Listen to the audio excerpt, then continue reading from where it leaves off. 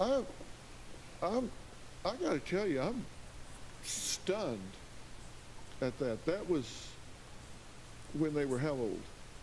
They were young. It was a fight in court. I kept fighting and fighting and fighting until I couldn't fight no more. No, you didn't. You said, I just threw my hands up and said, I'm done. Screw it. I'll see you when I'm 18. No, you're not done. Your daughter is here, and she deserves for you to sit here and talk to her. I'm not going to be a bad person here. You threw your hands up and said, I'll see you when you're 18 then. Don't you throw your hands up and walk out on her again.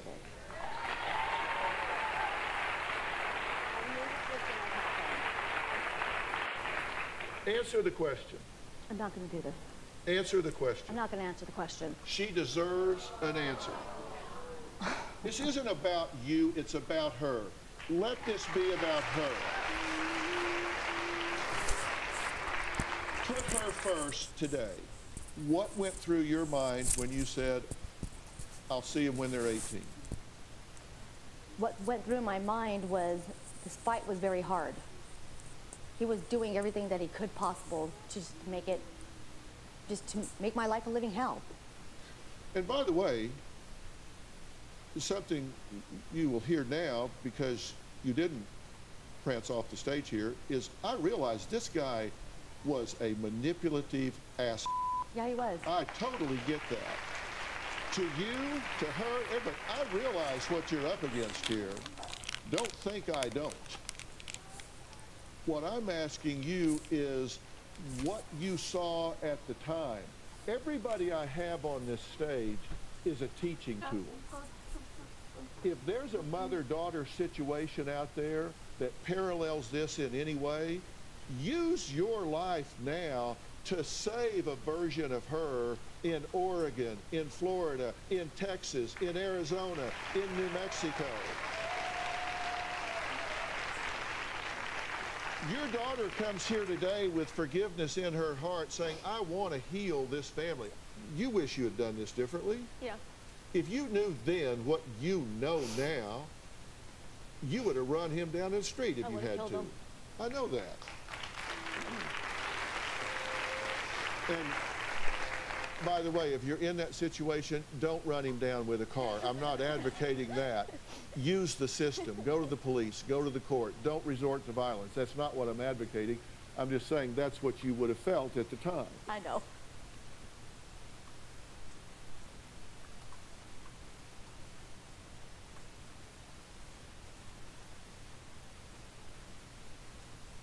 John is a manipulative, pathological liar, and he is very controlling. I have some recordings of him being very emotionally and verbally abusive.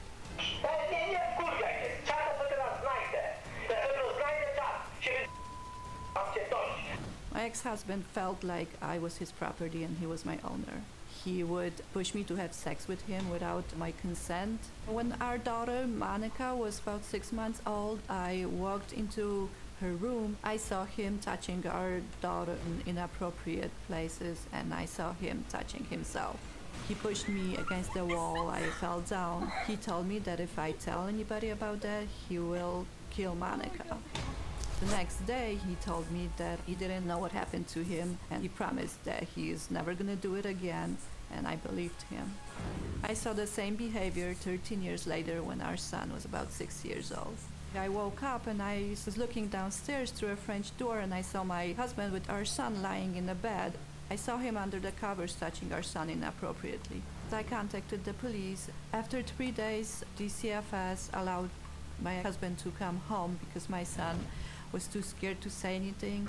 Right after he returned home, he said that now I can do anything I want with our son. When I got home, I found them in the same bed again. And my ex-husband jumped out and me. The police came and he was charged with domestic battery. Because I did not have any witnesses, the case was dismissed. Okay, Danuta, I'm glad to meet you, but sorry for the circumstance. Tell me that first moment that you said something's going on here. Or as far as it's related to my children, was the incident with Monica, with our daughter. And she was how old?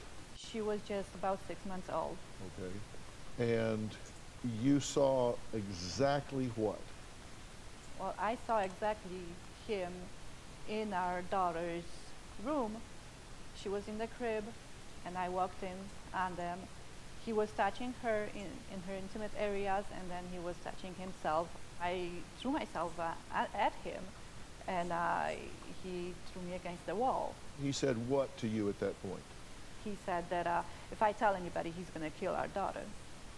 The next day, he had a discussion with me, and he told me that he doesn't know what came over him, and he doesn't know what happened to him that day, and he promised that he's not going to do it ever again. He apologized?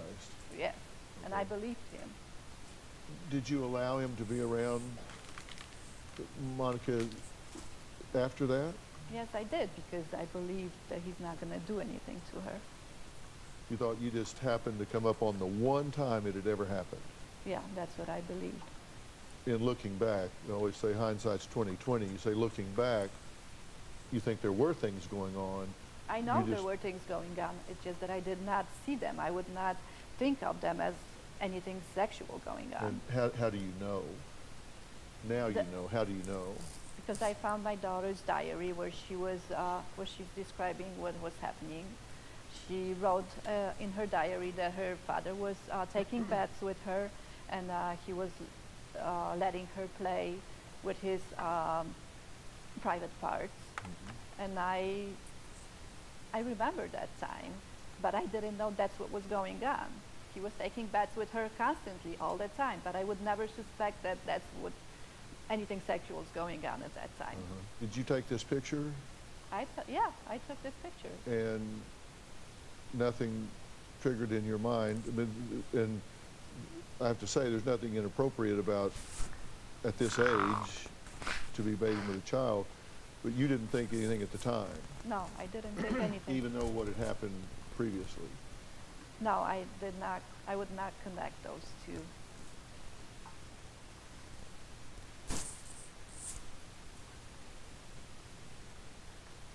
Five minutes to put your... Shut up! Got 5 minutes to put Shut your up! pajamas. Shut up! No. Shut up! You're gonna put your...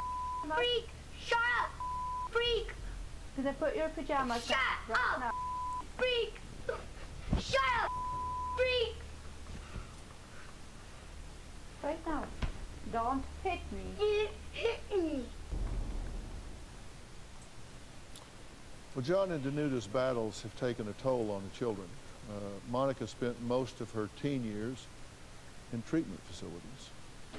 When Monica was 13, there was an intervention from her teachers because they observed that she was not eating. I was 5'1" and 72 pounds. She was diagnosed with anorexia. I hate talking about this because I didn't really have an eating disorder and I hate being classified as having one. I looked anorexic and people would look at me and think that, but it was another way for me to get a reaction out of my mom, to make her angry, make her more involved with me. She was diagnosed with oppositional defiant disorder. I was really acting out. I started to get really involved with drugs. I was doing coke every day. I just wanted to get high and party and be in a Worked hard on staying clean, and for the past 2 years she's been doing very well. I went to 7 different programs. 3 of them were for an eating disorder and 4 of them were for a drug addiction. I feel like a completely different person. I go to school, I work, and I take care of my daughter. I have really made big steps to become the person that I am now. I did not know at that time that victims of sexual abuse suffer from anorexia. I wouldn't have to deal with any eating disorders or drug issues if it wasn't for the abuse. Well, clearly this has taken a toll on y'all's children. In fact, according to the dissolution of marriage documents, there was an interesting quote in there. The court finds that each parent has become so self-involved and self-absorbed that they have lost sight of the physical, emotional, psychiatric, and psychological toll their animosity is having on their children. In this divorce proceeding, the children are truly victims. He filed for sole custody. I had to really work hard in order not to allow him to have sole custody. With his manipulations and his strong personality, I really had to stand up for myself and for my children. Well, you agree that there's been inconsistency with what the children have reported, right? I don't know of any inconsistencies as far as our son.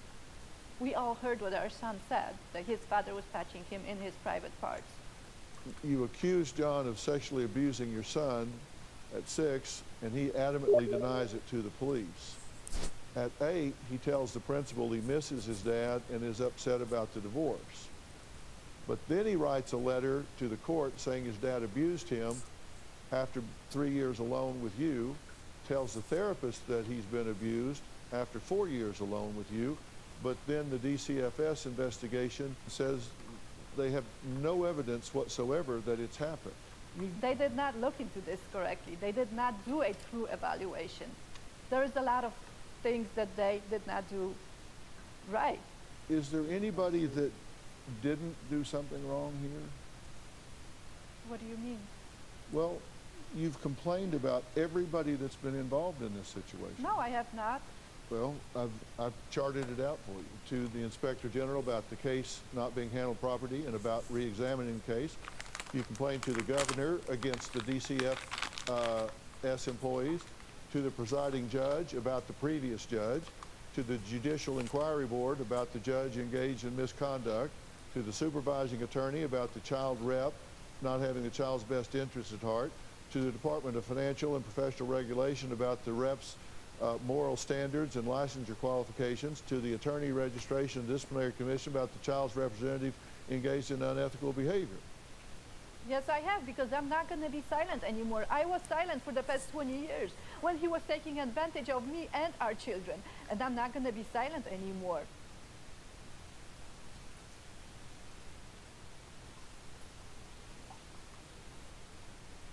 What is your daughter's ethnicity? Our daughter is primarily German and Czech. White. She's white. A shocking revelation from the parents of Spokane NAACP President Rachel Dolezal. She's a blonde, blue-eyed, freckle-faced girl growing up. But as you can see, that's clearly changed. Dolezal has reportedly told media outlets that she's part African American and has biracial parents. Ruth Ann and Larry say that's far from true. Rachel has wanted to be someone she's not. Her parents say she's always identified with African American culture and art. Yes, Rachel is a master artist, and so she's able to disguise herself and make her appearance look like any ethnicity. You know those are your parents. Yes, I believe they're You my came out of that parents. woman's womb. I believe so. You pretended to be black. You perpetrated a lie that upset a lot of people. You agree with that, right? No. You what? When it comes to being black, it's not something that I perpetrated or faked. It's just me being me. Did you misrepresent yourself In to what way? others? Did you allow others to perceive you one way when you were another way? I represent myself to be who I am. Why were people upset? You'd have to ask them. Well, people did ask them, and they said that you conned them, you lied. I just don't know why you lied about it. How is it a lie if it's true? It's a lie if it's true because you came to that conclusion after the fact, as opposed to being upfront about it at the time. You didn't tell people, I've been upfront I'm about it. biologically white, but I define myself as black. I want to be the president of this chapter. That's not what you did. You allowed them to believe that you were biologically black, correct? You said as much. Race is a political But you construct, said a as social much. construct, so therefore whiteness and blackness is not biological. I agree with that.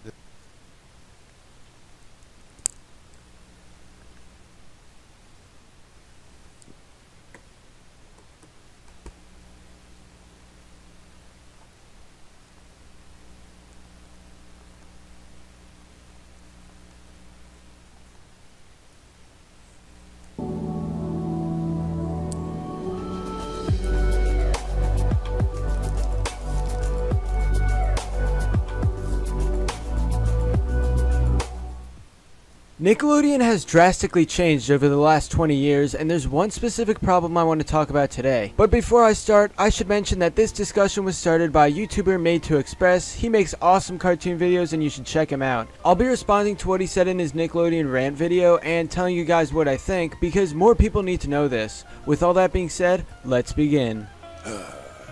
36 days without a customer. So hungry. Mr. Krabs, a customer! No food.